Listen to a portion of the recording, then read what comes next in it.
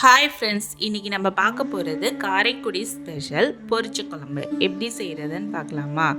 அதுக்கு முன்னாடி சேனலை சப்ஸ்கிரைப் பண்ணாதவங்க சப்ஸ்கிரைப் பண்ணிக்கோங்க. வாங்க வீடியோக்குள்ளே போகலாம்.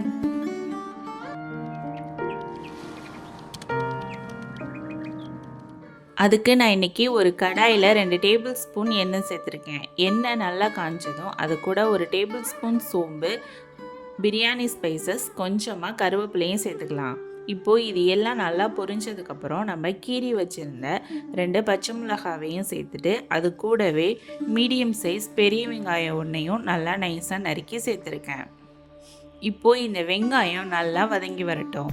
இப்போது இது கூடவே ஒரு டேபிள் ஸ்பூன் இஞ்சி பூண்டு பேஸ்ட்டும் சேர்த்துட்டு அது நல்லா வதங்கினதுக்கப்புறம் நறுக்கி வச்சுருந்த ஒரு பெரிய தக்காளியையும் சேர்த்து நல்லாவே வதக்கி எடுத்துக்கலாம். தக்காளி வெங்காயம் நல்லாவே வதங்கி வந்துடுச்சு. இப்போது இந்த குழம்புக்கான காய்கறியை சேர்த்துக்கலாம். அதுக்கு நான் இன்றைக்கி ஒரு முருங்கைக்காய், ஒரு கேரட், 10 பீன்ஸு, இது கூடவே நறுக்கி வச்சுருந்த கொஞ்சமாக காலிஃப்ளவரையும் சேர்த்துருக்கேன். அது கூடவே ஒரு உருளைக்கிழங்கையும் சேர்த்துட்டு இதை ஒரு 2 நிமிஷம் வதக்கி எடுத்துக்கோங்க.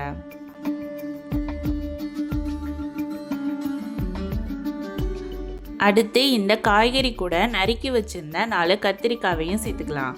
இந்த கத்திரிக்காய் சேர்த்து இந்த பொரிச்ச குழம்பு சாப்பிடும்போது டேஸ்ட்டு சூப்பராகவே இருக்கும். இப்போது இதுக்கு தேவையான அளவு உப்பு, ஒரு டேபிள் ஸ்பூன் மஞ்சத்தூளும் சேர்த்துட்டு காய்கறியை நல்லாவே வதக்கி எடுத்துக்கோங்க.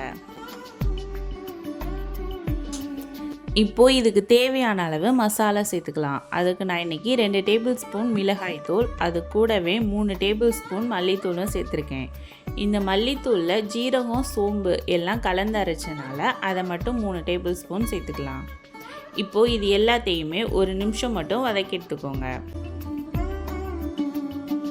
நான் இன்றைக்கி பச்சை பட்டாணியை 8 மணி நேரம் ஊற வச்சு அதை 2 விசில் விட்டு வேக வச்சு எடுத்துருக்கேன். இப்போது இந்த வேக வச்சுருந்த இந்த பட்டாணியை நம்ம இந்த காய்கறி கூட சேர்த்துக்கலாம். இது கூடவே தேவையான அளவு தண்ணியும் சேர்த்து இதை மூடி போட்டு ஒரு 5 நிமிஷம் வேக வச்சு எடுத்துக்கோங்க. அடுத்து ஒரு மிக்ஸி ஜாரில் ஒரு கைப்பிடி தேங்காய், அது கூட ஒரு டேபிள் ஸ்பூன் சோம்பு, கொஞ்சமாக கசகசா, ஒரு டேபிள் ஸ்பூன் பொட்டுக்கடலை, ஒரு டேபிள் ஸ்பூன் மிளகு, ஒரு டேபிள் ஸ்பூன் ஜீரகம், ஒரே ஒரு ஏலக்காய், இதுக்கு தேவையான அளவு தண்ணி விட்டு இந்த தேங்காவை நல்லா நைஸாக அரைச்சி எடுத்துக்கலாம்.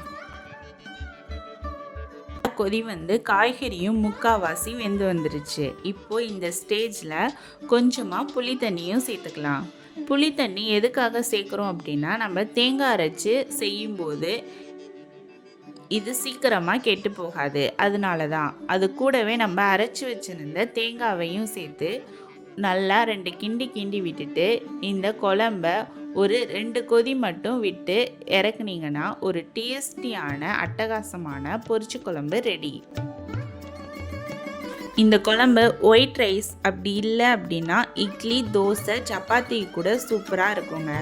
இந்த ஒயிட் ரைஸ்க்கு இந்த குழம்பு ஊற்றி அது கூட ஒரு அவிச்ச முட்டையை வச்சு சாப்பிட்டு பாருங்கள், டேஸ்ட்டு அல்டிமேட்டாக இருக்கும். இந்த வீடியோ பிடிச்சிருந்தா லைக் பண்ணுங்கள், ஷேர் பண்ணுங்கள், கமெண்ட் பண்ணுங்கள், மறக்காமல் சப்ஸ்கிரைப் பண்ணுங்கள். பக்கத்தில் இருக்க பெல் ஐக்கானை கிளிக் பண்ணுங்கள். அப்போ தான் நான் போட்ட வீடியோ உடனே வரும். தேங்க்யூ.